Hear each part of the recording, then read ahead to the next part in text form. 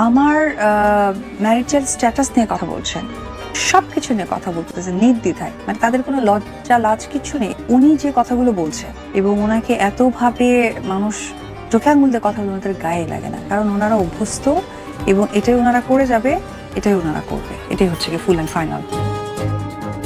দ্বিতীয় বিয়ে করেও শান্তি মিলছে না ঢালিউড কুইন অপু বিশ্বাসের জীবনে। এবার বিস্ফোরক অভিযোগ তুলে তিনি বলেন, দ্বিতীয় বিয়ে করছে জেনেও অনেকেই তার পেছনে ঘুরপাক কাটছে।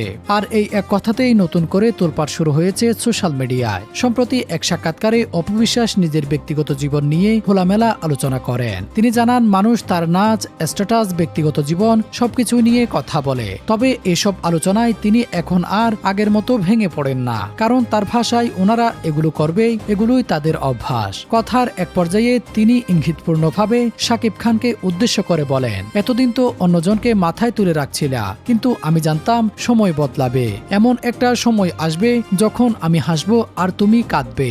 শুধু তাই নয়, নিজের দ্বিতীয় বিয়ের বিষয়েও রহস্য রেখে কথা বলেন অপু বিশ্বাস। সাংবাদিকরা যখন তার দ্বিতীয় স্বামীকে নিয়ে প্রশ্ন তুলেন, তখন তিনি বলেন, আকাশে চাঁদ উঠলে সবাই দেখতে পায়, অর্থাৎ সময় যখন হবে তখন সবই সামনে আসবে।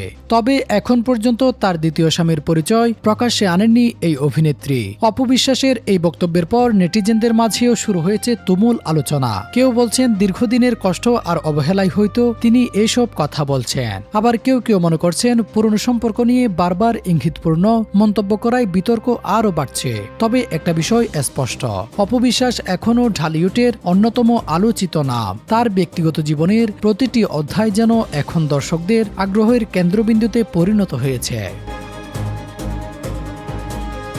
Desk report, true news.